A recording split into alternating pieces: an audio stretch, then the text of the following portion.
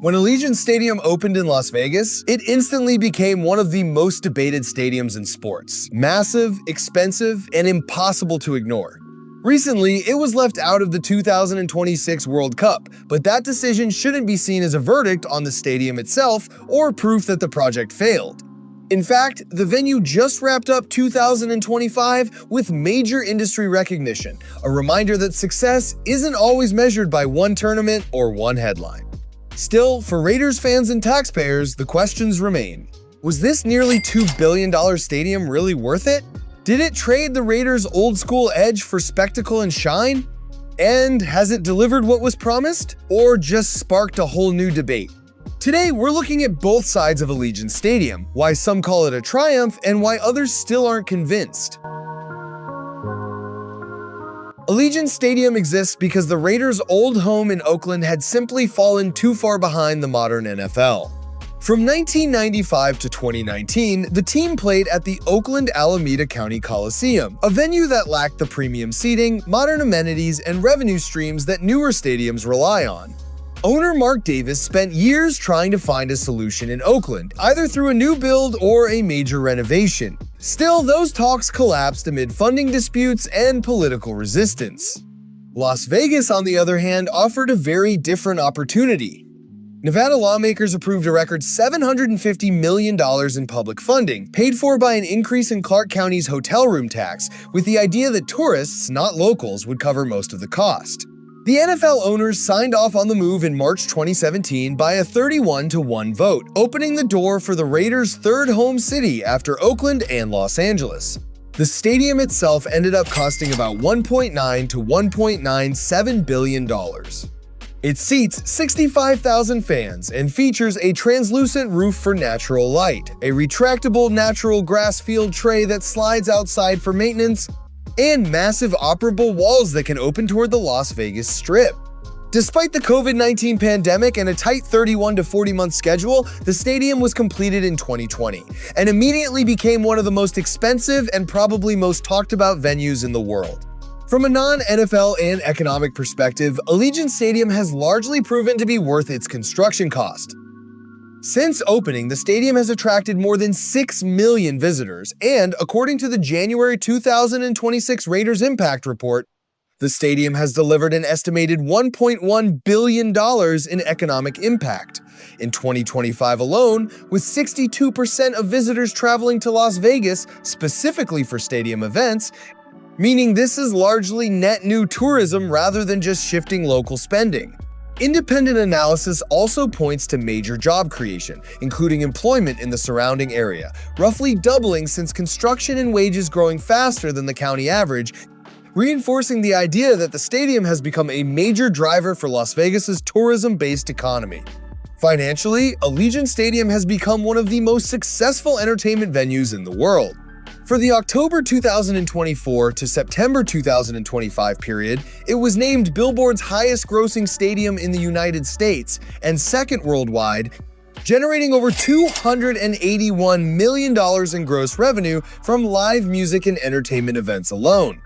That performance was fueled by 30-plus major events that drew 1.7 million fans, including WrestleMania 41, which was the most successful WrestleMania ever, the Canelo Alvarez vs. Terrence Crawford boxing match, which set attendance and revenue records, and sellout concerts by Beyoncé, Post Malone, Kendrick Lamar, and others. Looking ahead, that momentum is continuing into 2026, with a packed and diverse calendar already confirmed. Major events include Rugby League Las Vegas in February, Bruno Mars in April, and once again WrestleMania 42, a back-to-back wrestling event. Something that only the historic Atlantic City Convention Hall got to share the same sentiment. The only frequently mentioned miss is that Allegiant Stadium will not host matches for the 2026 FIFA World Cup. But this was not a recent rejection. Las Vegas withdrew its bid around 2022 due to logistical challenges, including the stadium's retractable field tray not meeting FIFA pitch dimensions without costly modifications estimated at more than $100 million, along with scheduling conflicts and FIFA's strict venue control requirements. Vegas has shown just how big this place can be. Allegiant hosted its first ever Super Bowl, staged one of the biggest boxing matches in the world, and now WrestleMania is coming back again. While economists still point out that much of the long-term financial upside flows to ownership, highlighted by the Raiders' franchise valuation jumping from about $1.4 billion before relocation to over $6.7 billion today, there is little debate that as an entertainment and tourism engine, Allegiant Stadium has become one of the most successful stadium projects in the US. Add in the major industry recognition the stadium picked up at the end of 2025, and it becomes hard to argue this was a failed project from a business or events point of view. Still, for Raiders fans and taxpayers, the question remains, was this nearly $2 billion stadium worth it if the team itself is still struggling? To understand why Allegiant Stadium still feels controversial to so many Raiders fans, you have to understand what was left behind in Oakland. The Oakland Coliseum, often mocked as outdated and even called a relic, was also the physical embodiment of the Raiders' identity from 1966 to 2019. It was the last true multi-purpose NFL and MLB stadium, and it produced an atmosphere that felt raw, hostile, and unmistakably Raider Nation. This was the place where 3 Super Bowl winning seasons were born, where iconic moments like the Ghost to the Post playoff game in 1977 happened, and where legends like Tim Brown built record-setting careers. And of course, the infamous Black Hole fan section created one of the most intimidating home field environments in the NFL. Yes, the place had serious problems, but for many fans, that was part of its rough-edge charm.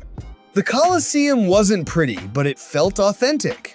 To this day, many Raiders fans still describe it as the soul of the franchise, something they don't see reflected in modern ultra-polished stadiums. One of the reasons why the new stadium isn't considered doing well NFL-wise is perhaps due to the result. The Raiders' 2025 season was a disaster, a 3-14 record, their worst winning percentage since 2006, a last-place finish in the AFC West, and a 4th straight missed playoff appearance. The season ended with the firing of head coach Pete Carroll, and the team ranked 32nd in the NFL in scoring offense. They won only 3 games all year, basically bookend wins with a 1-15 stretch in between, and failed to turn their glamorous new home into a true competitive advantage. In short, while Allegiant Stadium has absolutely succeeded as a revenue machine and a global entertainment venue, it has not yet delivered the kind of on-field turnaround or playoff success that fans hoped would justify the move in football terms. So the verdict, at least as of early 2026, is a split one. From a non-NFL and economic perspective, Allegiant Stadium looks like a clear win. From a pure football perspective, the return has been far more underwhelming, with team performance lagging badly behind the scale of the investment. The stadium remains a powerful long-term asset that has boosted the Raiders' valuation and visibility, but until the wins follow, many fans will keep wondering whether something important was lost when the Raiders traded Oakland's gritty soul for Las Vegas's shining stage. And that's it for today, folks. Subscribe to our channel, and thanks for watching.